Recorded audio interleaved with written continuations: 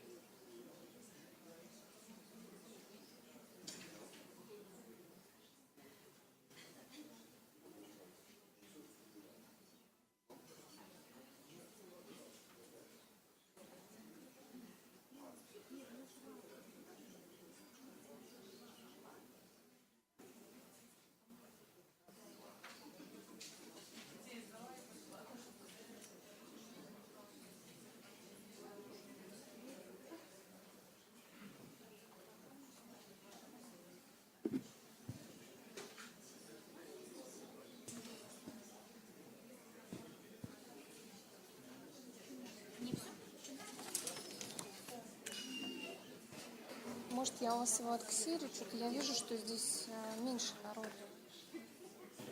Здесь меньше народу, а мне этот список нужен. Да? Здесь то же самое. Просто написали. Мне нужно, по цвету. кто отмечен. Так, все, по цвету они все. Это просто отмечено.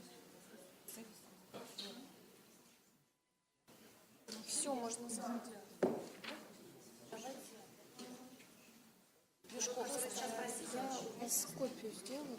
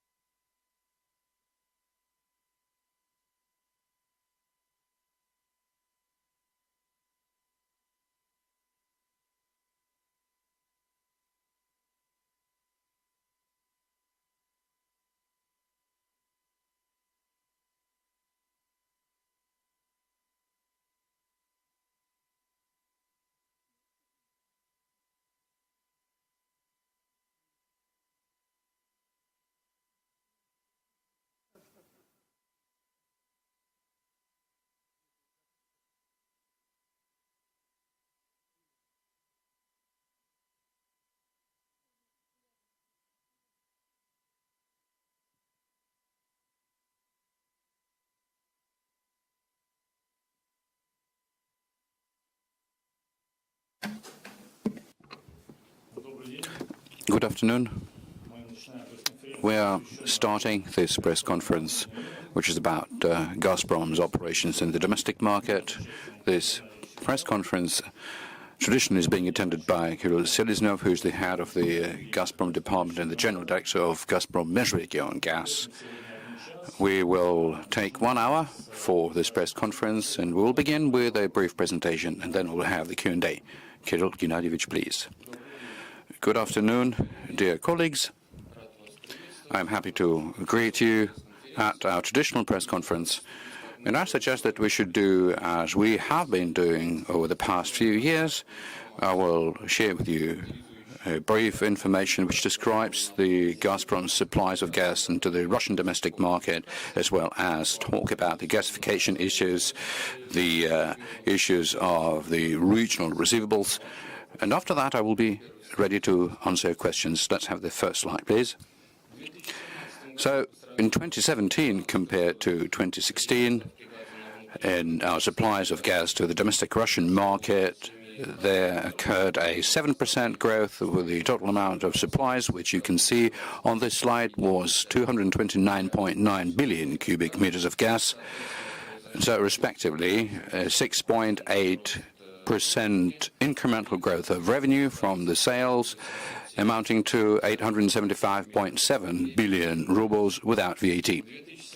In 2017, Gazprom reached the maximum allowable by the Russian government, the threshold of the gas sales through the exchange trading, and this slide demonstrates the structure of gas marketing through the St. Petersburg International Commodity Exchange, and you can see that compared to 2016, there was quite a significant growth in terms of the amount of gas sold by Gazprom, and a decline of gas sold by independent producers. Next slide, please. So the total amount of gas sold by Gazprom, by the Gazprom Межрегион Gas Group, and as well as from other producers' resources, including the exchange trading in 2017, amounted to 250.6 billion cubic meters of gas. The consumption structure of gas is represented by this slide as well. Traditionally, about 30% within the consumption structure is taken up by electricity, and about 20%, which is 21%, is households. In 2017,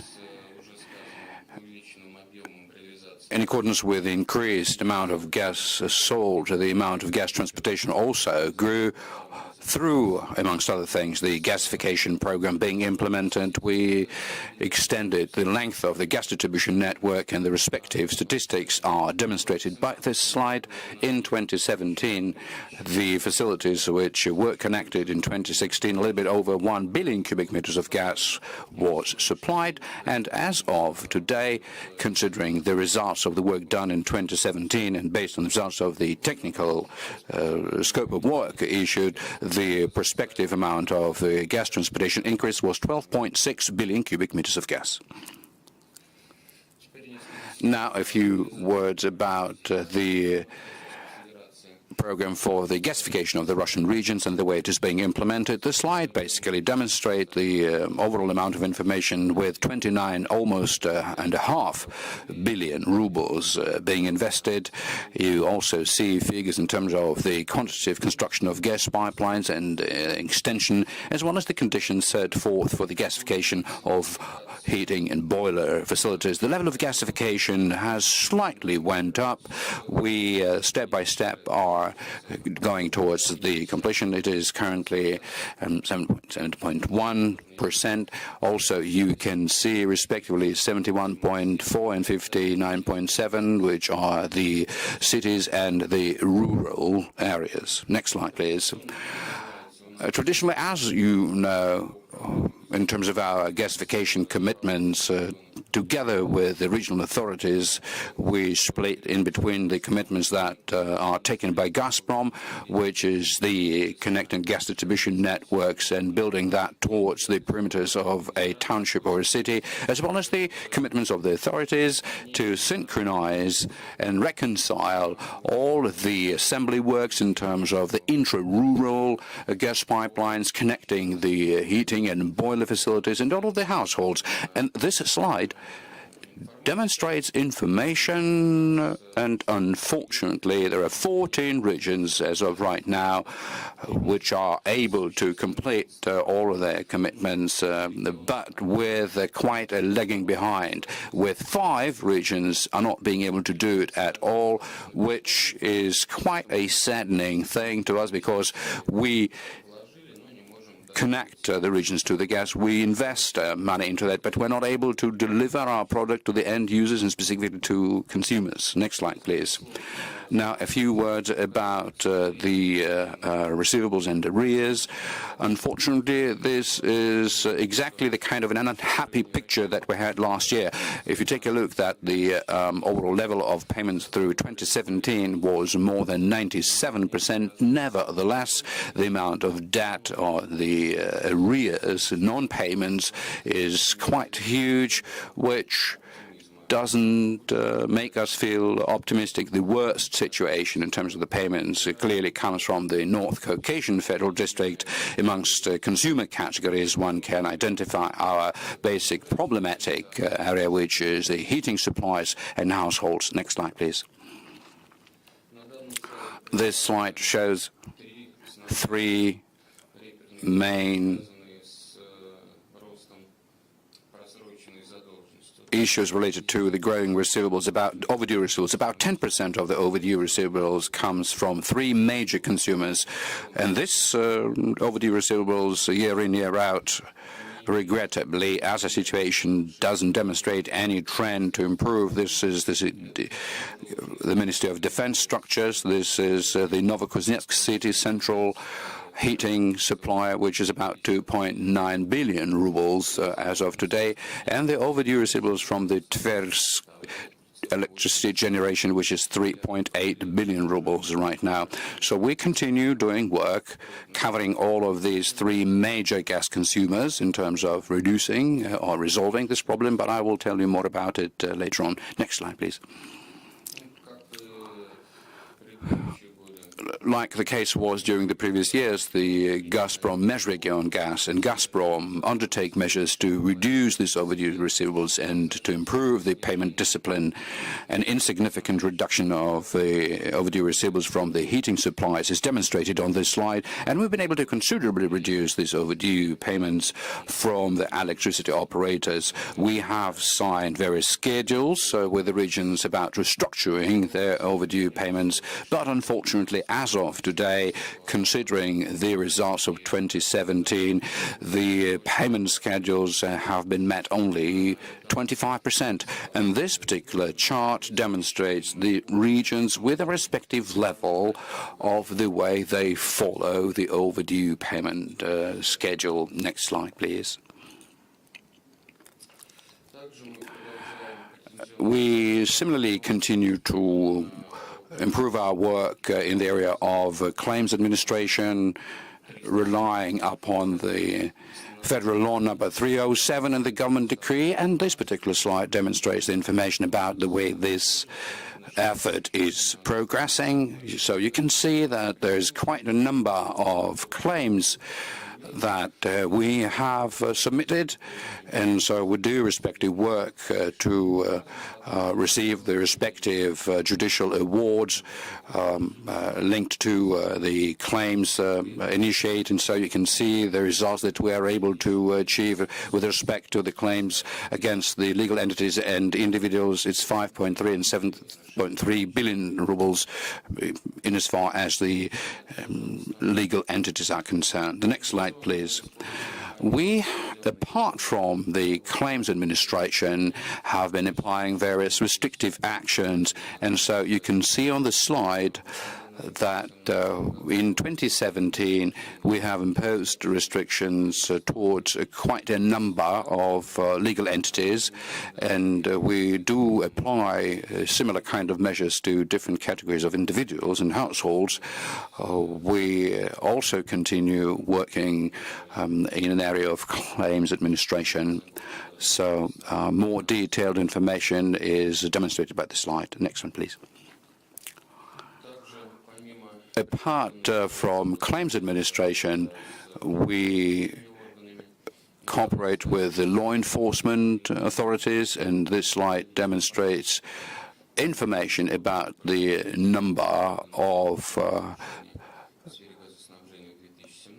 initiatives that we undertook in 2017 with respect to the overdue receivables and specific default parties, as well as various administrative procedures set forth. So if we take a look at it, we see that we've got more than 20,000 submissions lodged with the law enforcement. And as far as the North Caucasian Federal District is concerned, there are about 60–70% of those which are the claims that we opened in the North Caucasian Federal District. And so you can note a very low number of non-achieved resolutions and a lot of rejections that we demonstrate, which doesn't allow us to work towards improving the situation considerably. We do the same kind of work in the area of improving further the legislation so as to raise the level of discipline. And this slide demonstrates the governmental decrees and various legal acts which have already been brought into force and whereby we work with the government authorities in order to further improve all of our efforts in this area. Next slide, please. It is the same information.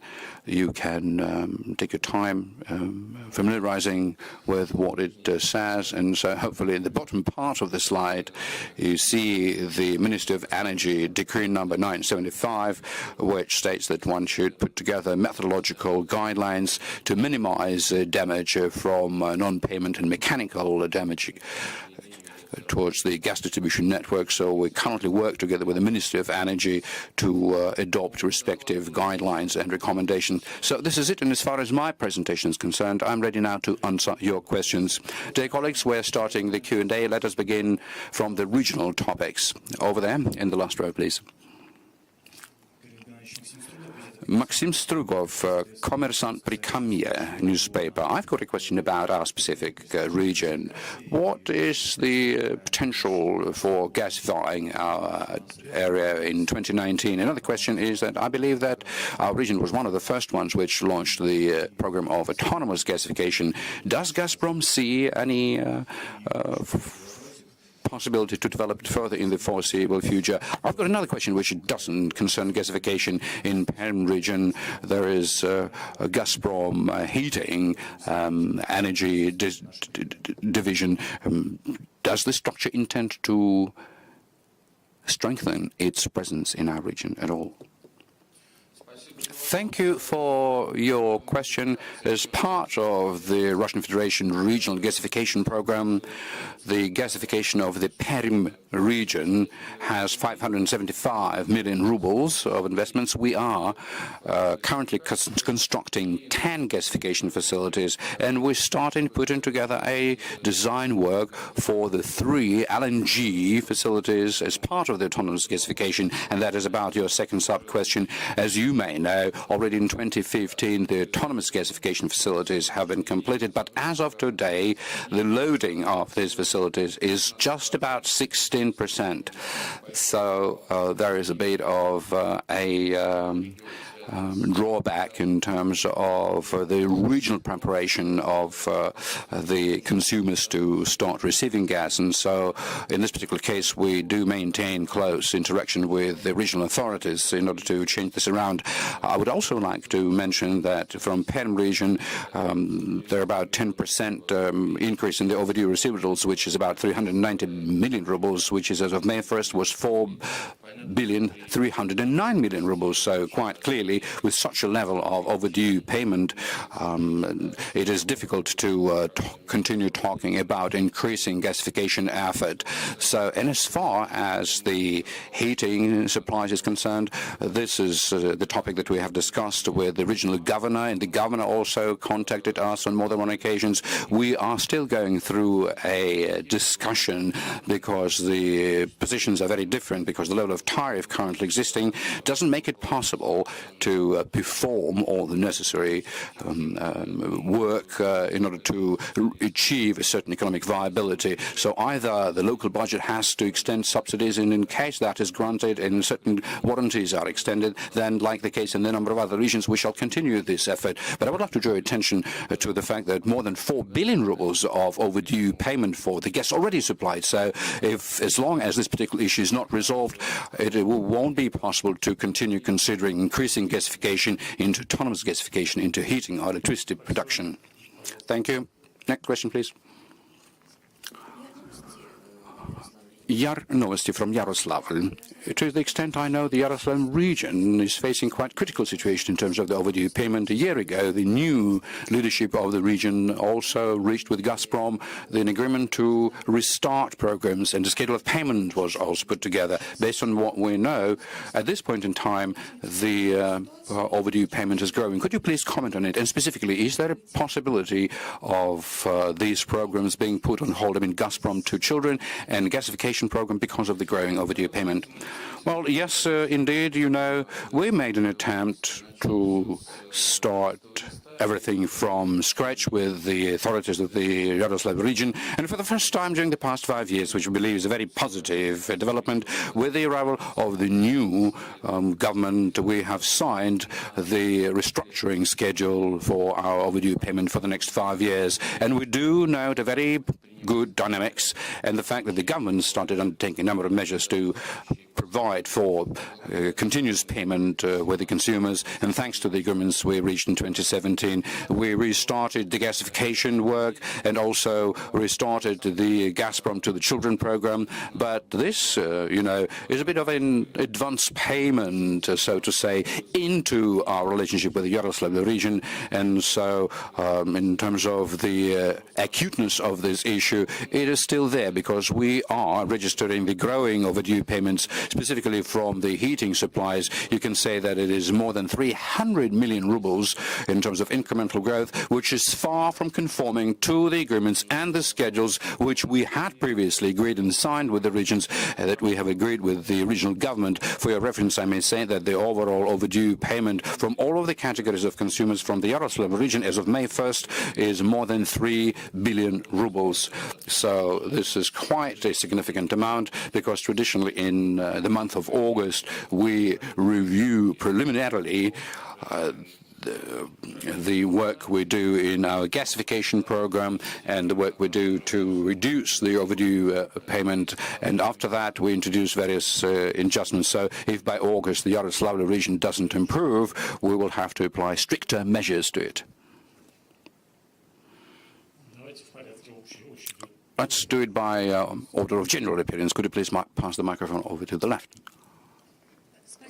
Thank you. Yulia Moiseeva from Smolensk. As opposed to our colleagues, we've got a slightly different situation as far as the cooperation with Gazprom in gasification and in different programs. The situation has been made clear at a week which took place a week ago between our governor and Alexei Miller. But there's a different problem which I would like to understand about the way it could be resolved, because currently there's an understanding that the region is nearing the maximum threshold in terms of the hydropower supplies, which prevents the positive dynamics in terms of the gasification program development. So my question to you as the head of the Межрегион Gas, is there any possibility to upgrade the currently existing gas distribution networks? Yes, we know about the situation, but your question is not the right answer, because these gas distribution stations are owned by Gazprom, and so the question of modernizing them you have to direct to the senior executives of the respective divisions, like the transportation department people. I don't know whether there has been a separate conference with them. And as far as the Gazprom distribution, Smolensk, we are aware of this problem. We see that consumers are limited in their capacities. If my memory serves me right, you've got a Phoenix industrial park, and we gave them the technical scope for the connection of this industrial park to gas supplies. And together with this industrial park, we have produced the engineering design connection, and we had to stop it because the load that the gas distribution network is currently having is quite huge, and all the volume of gas in order to deliver to the consumers that is planned for this particular park is something that we find not technically possible so far. So the work is currently being done, but you will be able to get a more professional and detailed answer to your question from the transportation department people. Well, I believe that we'll be able to further specify this information and then share it with you as a feedback. But the meeting between the chairman of the management board of Gazprom and the government indeed took place. These issues were raised, and they will be consistently resolved. We, as Measure Going Gas, because this work is ongoing, we have already undertaken specific measures to issue a scope of work to produce the design documentation for the connection of this particular industrial park. So we'll continue working on it. Thank you, St. Petersburg. Thank you very much. NTV St. Petersburg TV channel. You were named the best payers, the worst payers, but I couldn't find St. Petersburg in neither of these categories. Could you please explain how are we doing, and if there are any difficult points, could you please describe them as well? So in terms of payment for gas, we don't have any issues with St. Petersburg because the city has been performing on all of its commitments, and its payment discipline can be described as such as not even a satisfactory, but as a good one. Although there is a bit of a problematic issue, and the question was raised to Denis Fyodorov, who's the head of Gazprom Energo Holding. He mentioned a few words about it. Let me repeat, there's a big overdue payment for the delivered heating, which was produced by the TGK-1 collector stations. So this is a bit of a problem in our cooperation with the city. There's quite a big overdue payment, and during the recent times I must note that the city has done a lot of necessary work to reduce this arrears, but there is a lot of work still to be done. All right, thank you. Could you please speak into the microphone?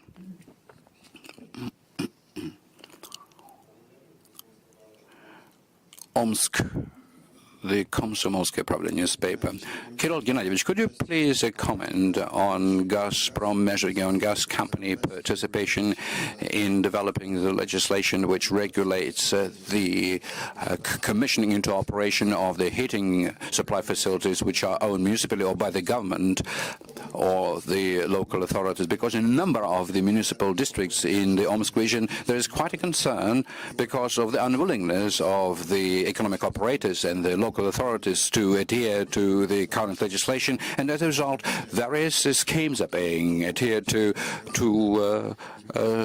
strip the respective projects from funding, and leads to an impossibility of collecting payment, whereby, without payment, respective volumes of gas are being delivered, and no criminal responsibility is being defined, and no criteria of financial guarantees are being made available for concession agreements, and so one can definitely see that there's neither no profit being made and no technical level is being maintained without respective control. The state of the boiler facilities is worsening. The Omsk administration has submitted its local parliament a specific query, and I believe that this is the problem that you see in other regions as well. So what is your comment on it?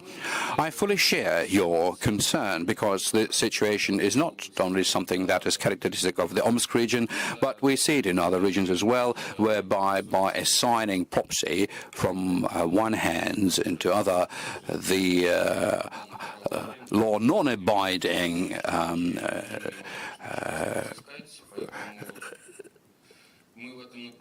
let's see, is just abuse this. You know, the federal law number 307 was passed into effect in 2017, which defines the possibility of leasing property of which is not older than 5 years, but anything that is beyond that on the basis of the concession agreement. But as you know, we've been given the ruling by the Supreme Court in 2017, I think it was towards the end of July, and so the Supreme Court, through this definition, it appealed against this particular legal act being brought into effect. We disagree with it. We continue to do additional work. We know that the Minister of Construction have put together a draft federal law which introduces a number of prohibitive measures for the government and municipal authorities with respect to leasing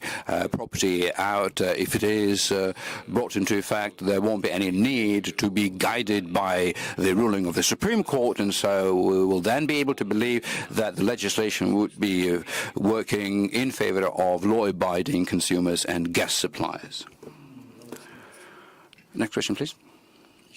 Another question. Thank you very much for your answer. Will Gazprom Межрегион Gas participate in aligning the tariffs of the heat supplies with the actual situation? Because almost because of the imperfections of this particular policy, the amount of revenue that the heat supplies fall short over the 390 million rubles, which generates the overdue payments to the resource supply. So what's the total situation that Межрегион Gas is seeing in other regions? Well, we similarly share your concern on this point, but fortunately or unfortunately, we are not the kind of a body which is responsible for the tariff policy. It's the Federal Anti-Monopoly Service is responsible for it. So there is a bit of a discrepancy and distortions that we see in different tariff resolutions, but with respect to a number of the heat supplies and Gazprom respective practice, if the heat supply disagrees with a certain tariff decision, it can go to court, and the court will consider all of the necessary arguments and will pass the kind of an award which will have to be complied with. I'm not going to quote specific examples to you, but these are the situations that we've faced in the past, and we know what work we need to do. But in order to protect a tariff, you need to take a look at the possibility of optimizing the situation related to cutting costs on the side of the heat suppliers themselves. So you have to take a look at what are the standard expenses, because it's not for me to tell you about the situation that the majority of the heat suppliers find themselves in with respect to the equipment that they operate. So there is work to be done, and there is modernization can be done. So in response to the question, I can say, yes, we are concerned, but this is not within our authority.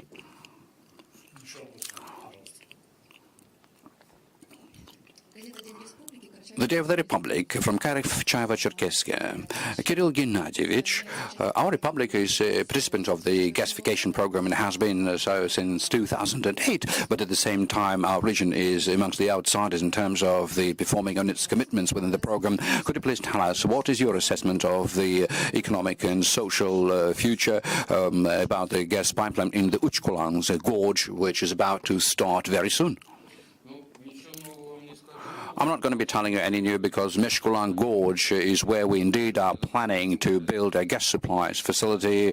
I think it's about 50 kilometers, quite an extensive length of it, in some difficult conditions. There are about 5 or 6 settlements that this particular gas supplies project is going to cover, but you described it quite correctly, that there is quite an overdue payment on the part of the Republic, and the Republic is also lagging behind preparing the consumers, as well as a quite sizable overdue payment for the already supplied gas. So like I said, in August we're going to review the results of these 6 months of the gasification program. We will take a scrutinous look at the overdue payment, and then we'll be making up our decisions. And that goes for all of the republics. And the existence of overdue payment is a stop mark for the gasification program, for the program Gazprom to Children, for the gas motor fuels program. And this is not only something that is eschewed by the Gazprom measured on gas, that is the policy of the Gazprom company as well. And so we will pursue towards the very end.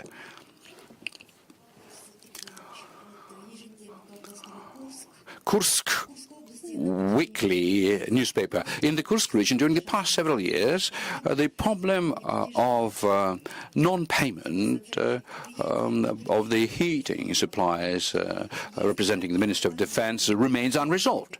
Are there any developments in you being able to resolve this problem in terms of the federal budget resources as well as the Ministry of Defense itself?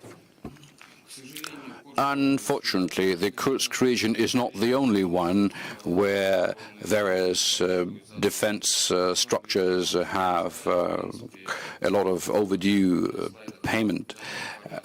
And this information was shown on some of the slides, saying that the overall overdue payment, both for gas and heating, if we are to talk about our electricity entities, runs up to almost 12 billion rubles, out of which there are about 7 billion for gas and a little bit more than 4 billion for heat.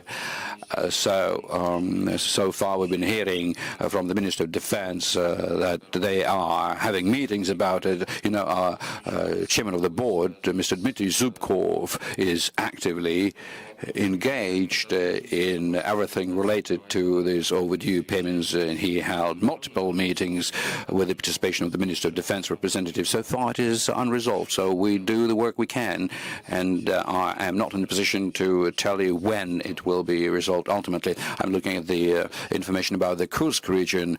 There are about 42 million rubles, which is not a huge amount, but nevertheless it is there. But if you talk about the whole country, I quoted to you the figures, and they are very huge. Thank you. In the last row, please. Interfax Suburban Moscow Agency. My question is about the Moscow suburb region. What is the situation with the payment for gas on the part of the Moscow area? Because, as is known, by the end of the heating season, various restrictions were put in place in terms of the gas supplies to those who are consistently not paying. So what is the attitude of the Moscow government, and what do you intend to do about it? The Moscow region is not a straightforward entity, because as of May 1st, 2018, the overdue payment ran up to more than 14 billion rubles, almost 15 billion rubles, which is by 670 million more than the figure was last year.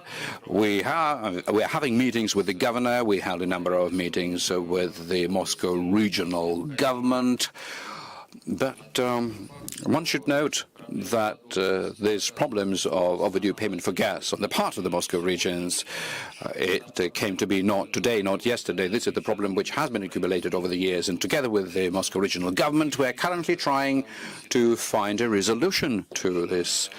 We are quite confident, and the Moscow regional government confirms that as of the start of the heating season, next one, this overdue payment level is going to be considerably reduced. The governor gave us his word, so we work in as far as the concession agreements with the Moscow regional governments are concerned. The Pushkin district, the Serpukhov district, and all of the necessary indicators already have been written in, so we are currently working on the technical side of things in order to sign respective concession agreements. So we know where we should go.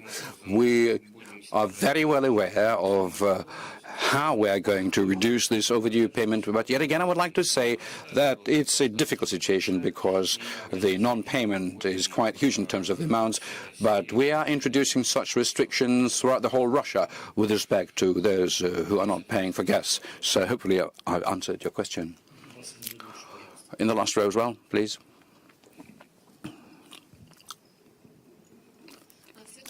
Svetlana Kurevina. Orlov region. So my questions come from the Orlov Pravda newspaper.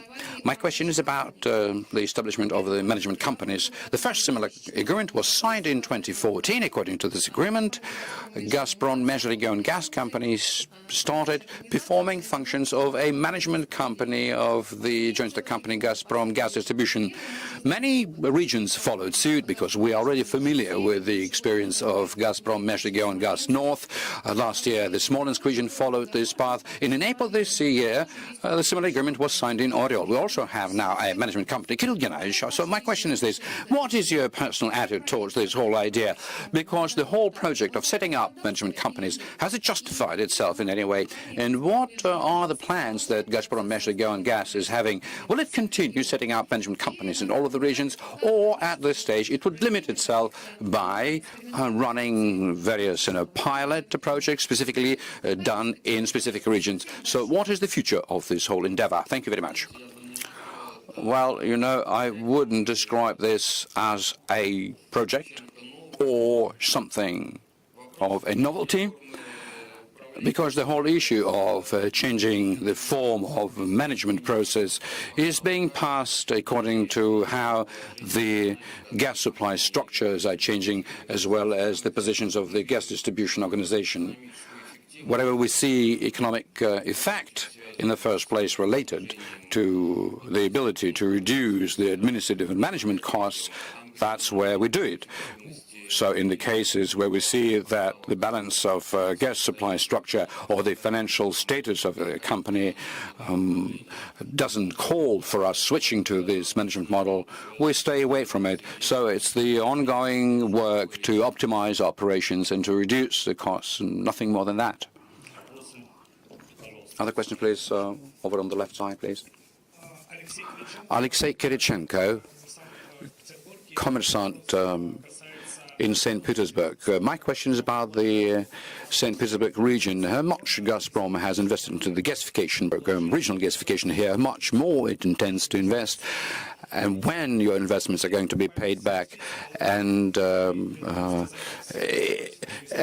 non-payment, is there any non-payment of the consumers in the St. Petersburg region that might deter further implementation of the gasification program in the region?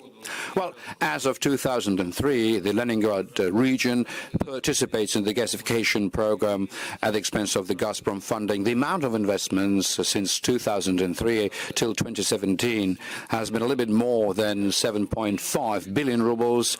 By 2018, we have allocated 1.1 billion rubles. With respect to 2019, it is premature to say anything. The St. Petersburg or Leningradsky region is in the category of the regions which principally we do not identify as debtors, but nevertheless the non-payment as of May 1st is 648 million rubles. So I can tell you something that I previously already mentioned: in case this level of debt is not reduced by August, we will reconsider our plans for the gasification of the Leningradsky region. In the meantime, we will simply state that we work all right, so in a very constructive way. The amount of money allocated was quite substantial, so hopefully the region will catch up and we will continue at the same pace. You have an additional question? Yes. Also about the payback, what is the period of time that you have?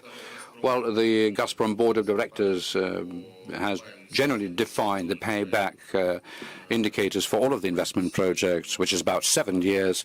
But the gasification program has this additional social component in it.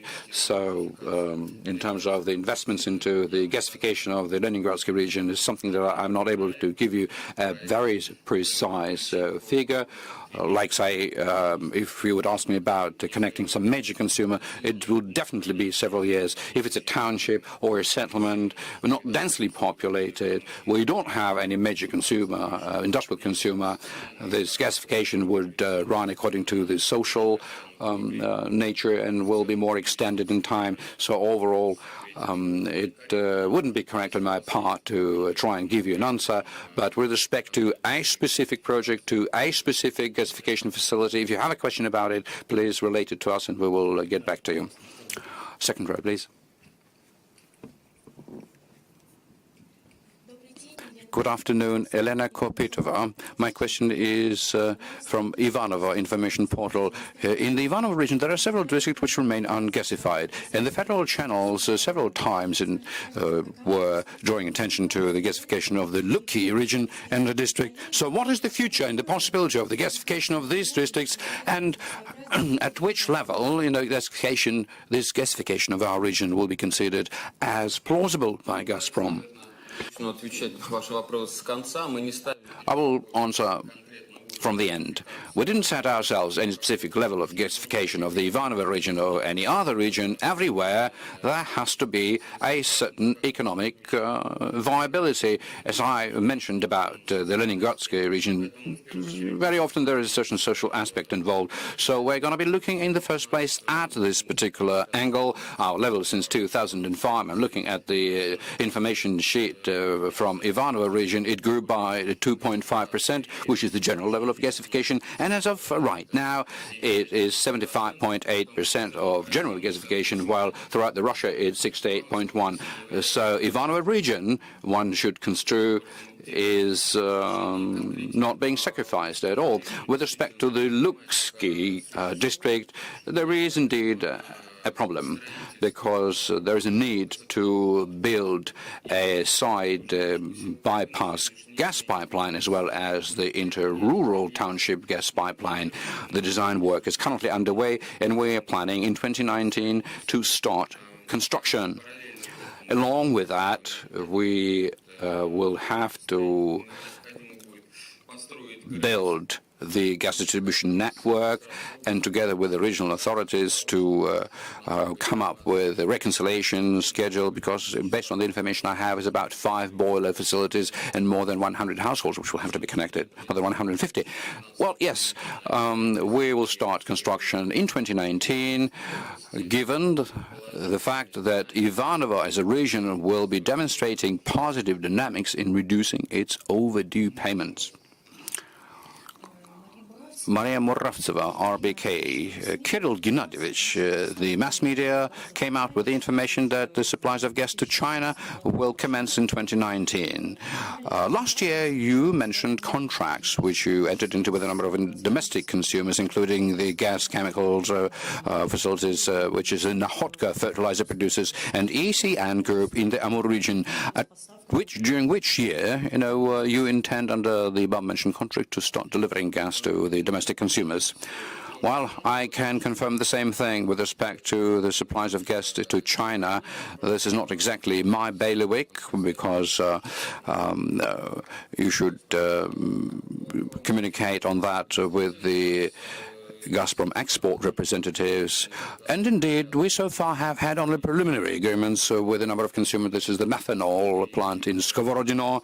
This is the Shimanovsky chemicals plant.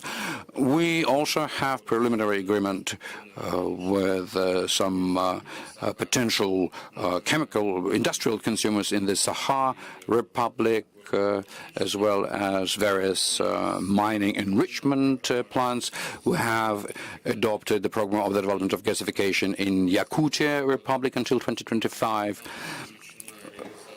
It includes the gasification for such townships as Tamo, Toldan, and others.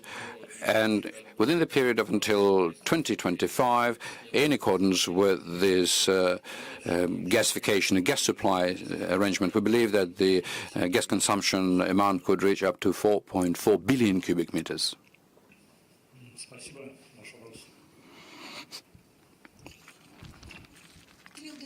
Kirill Gennadievich. A question from GTRK Vologda TV channel. In Vologda region, there are 15 districts out of 26 have been gasified. In March, there was a meeting between Alexei Mily and Alexei Kushinikiv, our governor, and at that meeting, they spoke about continuing gasifying our region. So my question is, how is the regional gasification program is coming along in our territory, when the people living in our region should look forward to see new connections? At that meeting, there was also a conversation conversation about a bypass gas pipeline towards Visegrad, Philippine Bor, and Belozersk, which are the main tourism destination. The funding for that project is more than 22 billion rubles. So how this project is currently coming along? Well, I suppose that let me begin with the gasification program. For this year, we have 343 billion rubles allocated. This is the construction of 11 and the design work done for 7 gasification facilities in the 13 municipal districts in the Vologda region. I would also like to tell you that, as we have been informed that as of the beginning of the year, the overdue payment grew by almost 9%. And so this receivable, overdue receivables, is currently a little bit more than 1 billion rubles. So again, coming back to what I previously said, in case nothing will happen. So with respect to your specific question, indeed, the bypass gas pipeline, quite capital intensive, about 22 billion rubles within the current year, as far as I know. Gazprom is planning to go about starting the gas assembly, construction assembly work with respect to the 2 gas distribution networks, which are part of the overall effort. The design work is underway, and so all of the work is planned to be completed by 2021. In case. Natalia Nikolaeva from Ulyanovsk region. My question comes from the Molodezh newspaper, youth newspaper. The Ulyanovsk region already had the sad experience of having been excluded from the gasification program. But despite that, the situation with overdue payment continues to worsen. Through the first quarter only, this debt grew by 770 million almost. What are the measures that Gazprom Measure Gas may apply to the Ulyanovsk region? And is there any danger that the region will again be excluded from the gasification program?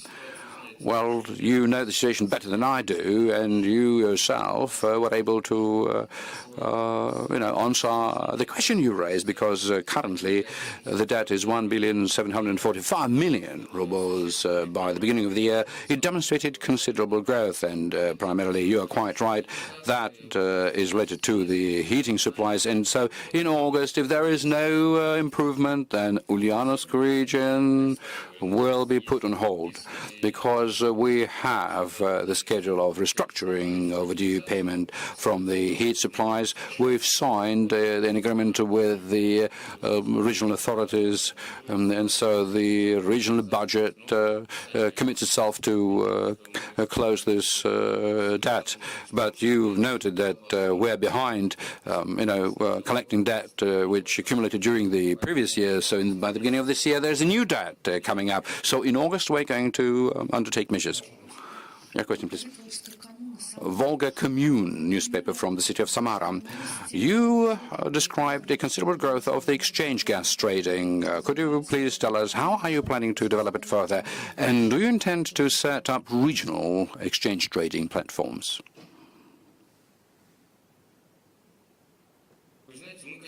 Well, there are certain... to say that we're not intending to set up any platforms, exchange trading platforms. We're quite content with what we're currently having. We run our trading activities within the currently existing legislation. 17.5 billion cubic meters of gas was sold through 2017 through an exchange trading, and we intend to achieve the same kind of statistics in 2018.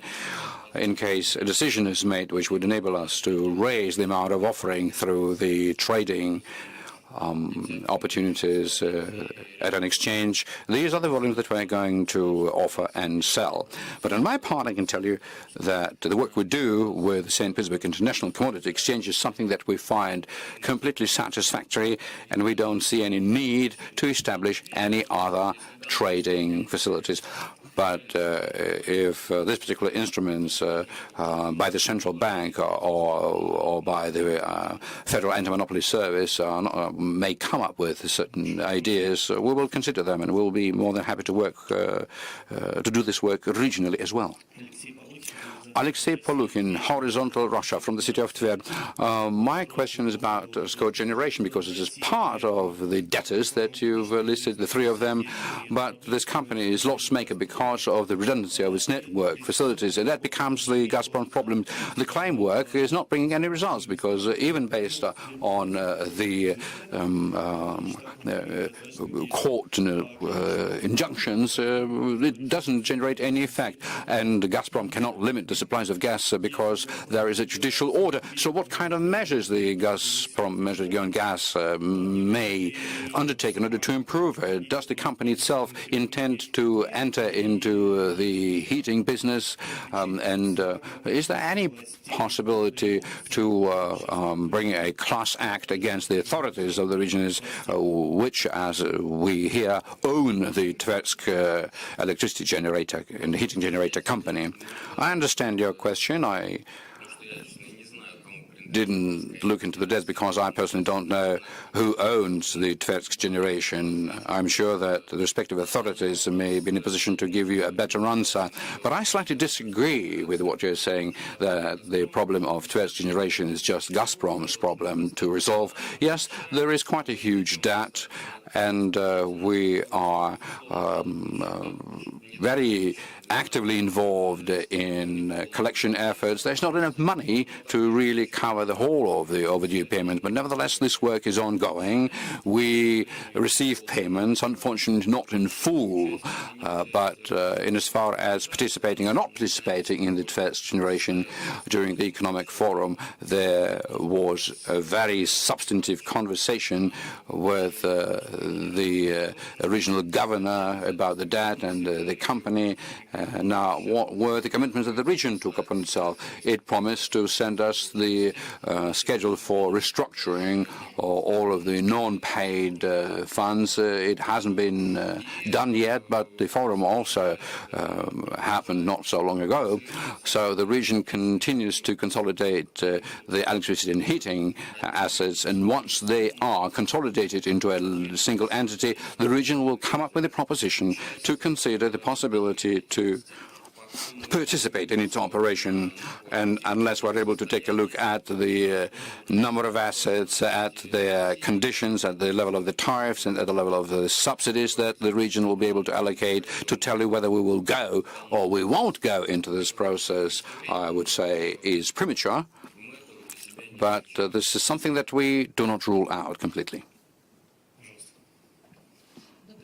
Good afternoon, Kirill Gennadievich. A question from the First Panzer information portal.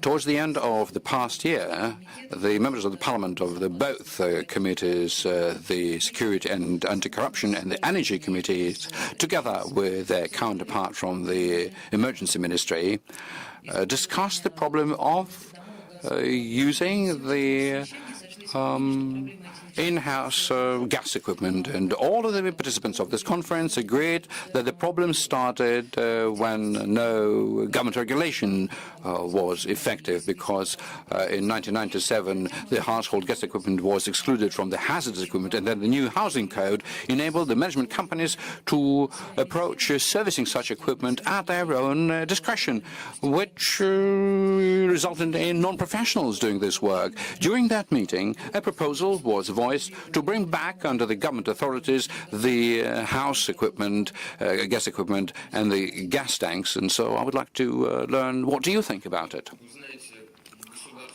Well, you know, government regulation in an area of operating the in-house gas equipment, in my mind, is a necessary measure.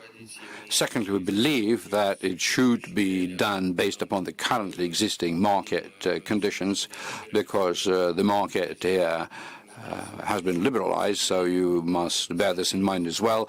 But unfortunately, one has to state that the order by which various vendors are being allowed to provide such services to consumers is very strongly simplified, and I would say is a very formal process, and in many cases is just a notification process, which produces negative effect both upon the quality of services thus provided, and secondly, in view of the fact that there is no quality maintained, this may lead to some serious ramifications. So we do believe that the currently existing law does not enable to undertake measures to guarantee full safety of such a gas equipment being used.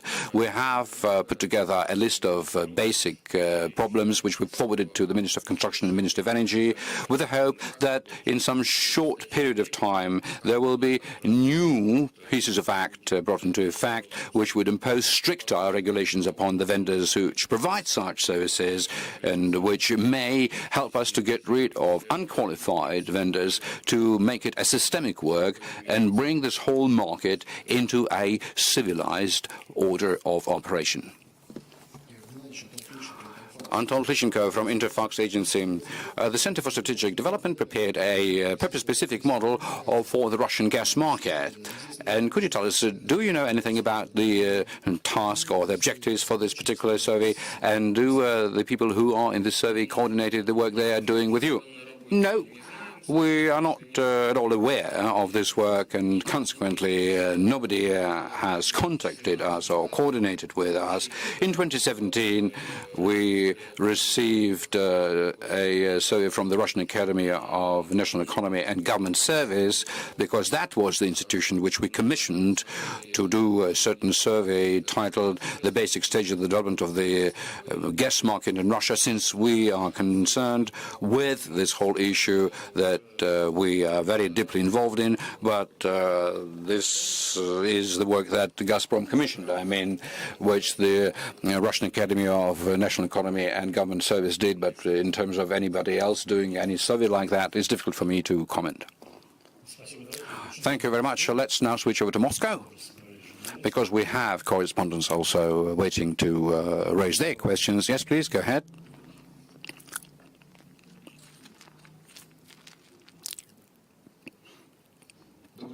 Good afternoon.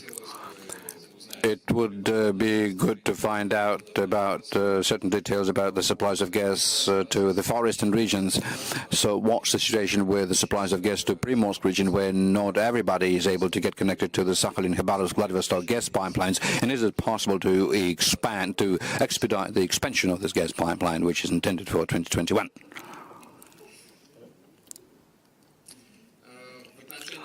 Well, with respect to the Primorsk region, the amount of consumption there is 1 billion cubic meters of gas.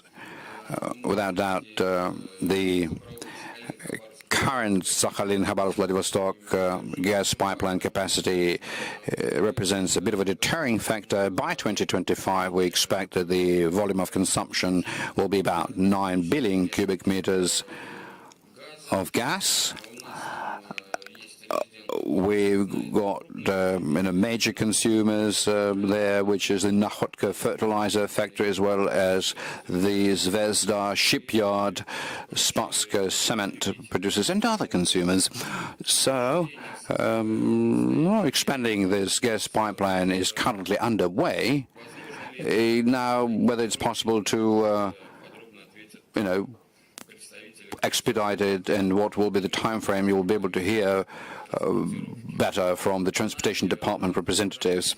As part of the gasification program, we have built gas pipelines to supply gas to the shipbuilding plant Zvezda at the township of Bolshoi Kamen, the Big Stone. So the second stage now is the Nakhotka port and the Vrange township, where we finished doing surveying work, and so the start of the assembly and installations is planned for the start of 2019.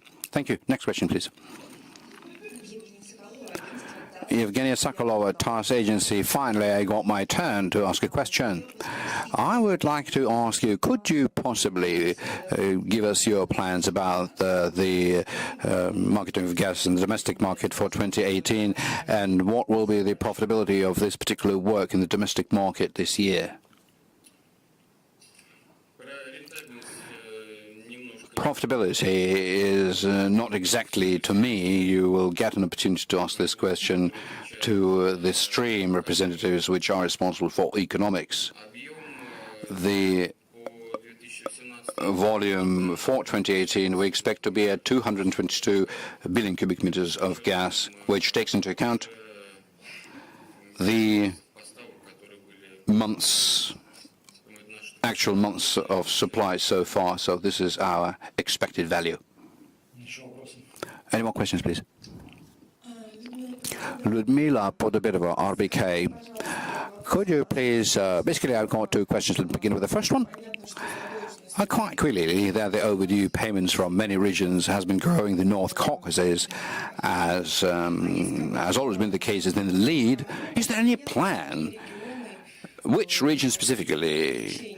And who specifically will be doomed to get disconnected because of non-payment? Particularly, I'm talking about the heating supplies. And how one then can protect and safeguard the individual consumers? Because we remember over the past few years that there's always a negative response to such disconnections, and people go to court.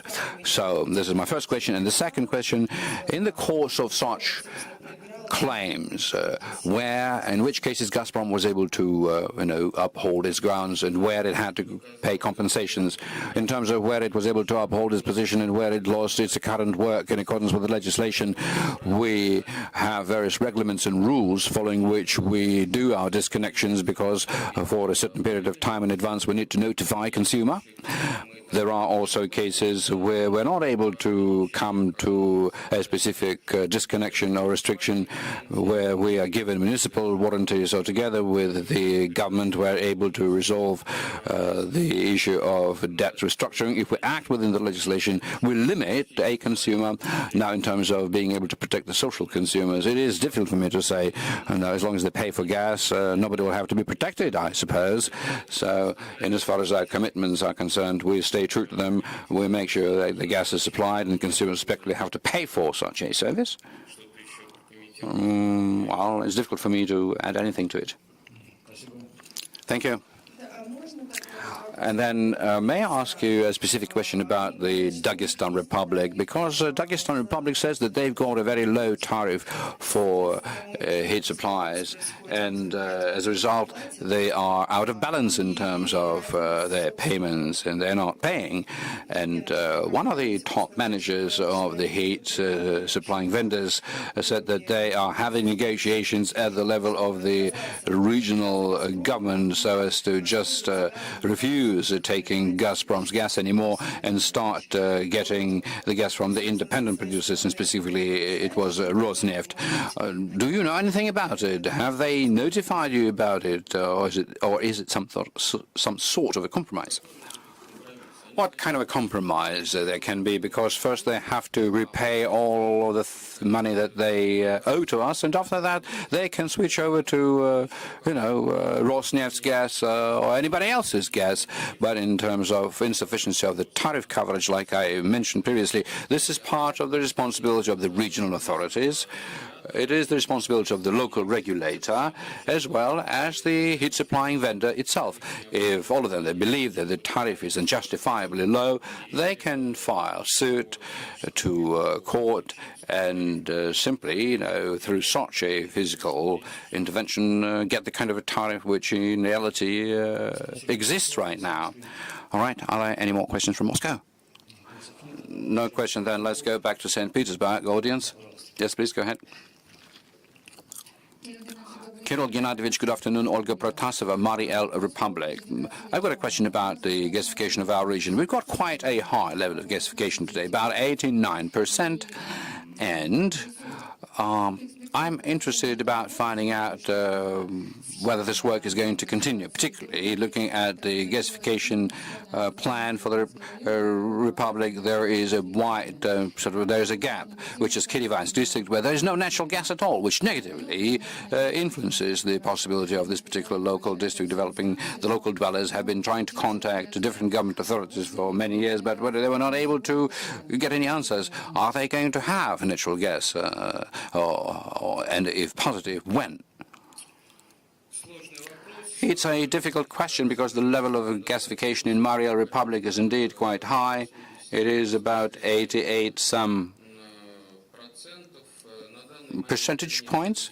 At this point in time, any further gasification of the region is impossible because of the remoteness of it from the currently existing trunk gas pipelines, and so there's a need to build a new trunk gas pipeline which will have to pass through, let's say, actually the territories of three regions: Mariel, Nizhny Novgorod, and Kirov. And it will be difficult to say, as soon as we understand everything involved into the construction of this big trunk pipeline, because these are Gazprom's operational divisions are responsible for it. And once it is done, we as Gazprom Межречье on gas will also step into this whole work so that the gas distribution networks from the trunk pipeline are reaching out to all of the townships. So this issue hasn't yet been resolved, and I can only recommend for the regional authorities to raise this issue to the attention of the chairman of the board. Kirill Gennadievich, business news from Common Republic News Agency. Now, taking into account the regional budget deficits, is it possible to reconsider the problem of gasification? Can Gazprom take on the kind of commitments that the regional authorities are being responsible for? Meaning to say that the gas networks should be, taken all the way to consumer.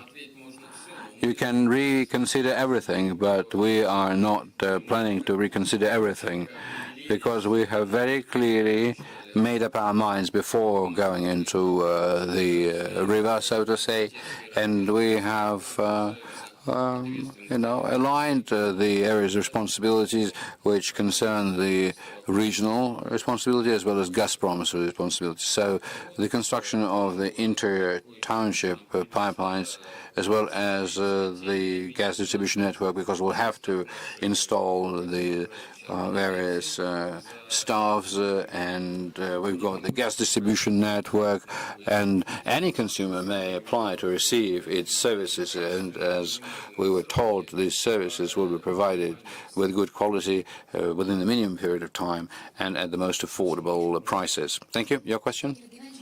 Kirill Gennadievich, good afternoon. Olga Shamova from Orenburg. Currently, the Russian regions are undergoing various activities to raise the investment attraction of the regions, and the gas distribution companies is trying to work and optimize the connection that the consumers may get to the gas distribution networks. So what is the current status of this project? Well, we are continuing to pursue this work. It will be difficult for me to quote you statistical results, but we definitely know that we have considerably reduced the amount of time necessary to connect gas to a specific consumer, whereas we work based on the principle of a single window. We issue technical assignments and, connecting to the electricity mains and look at different ways the payment can be done for such a situation, and that all reduces the time frame, it reduces the amount of effort that need to be put, and makes this whole process of connecting consumer in a very transparent way. So these are our successes. We work for you, for our consumers, in order to turn this whole process into a simpler, more affordable process with better quality. Alexander Yakovleva, Astrakhan region. If I may, I would like to ask you this question. The Gazprom Межречье gas and various regional gas companies already working within the one-stop window pilot project. So it would be great to find out how currently it is going on and whether if it is going to be deployed in the regions. Well, as I said, in other regions, in the Astrakhan region, we do plan to introduce this process, and single window is a very interesting mechanism for consumers, whereby they can relate to a single place of service where they can get all the necessary documentation, scope of work, sign the connection agreement, and respectively, accept the work done. We will do the same kind of work in the Astrakhan region, in some of the gas distribution organizations, which purely based on the technical things related to the organizational domestic structure, they're not very well ready, so certain internal activities will need to be pursued in order for this whole mechanisms to start working faster and better. So, like with the case of other regions, this is the principle that we're going to follow. In the Astrakhan region, everything is going to be done faster, on time, and with better quality. Thank you. Will there be any more questions, please? We've got several questions from the internet. Reuters and Argus Media. They're asking, who and how much Gazprom bought gas in 2017 from the independent producers, and what are the plans and to buy gas from independent producers, and from which specific independent producers Gazprom is planning to buy gas in 2018. Let me try and answer this question.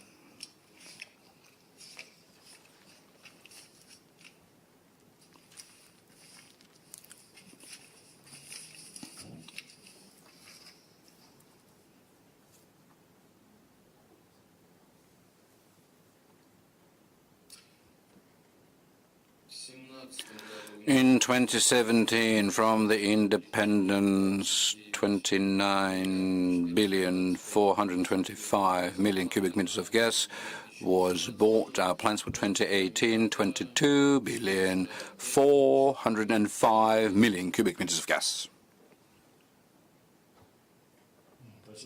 Thank you very much. Will there be any more questions?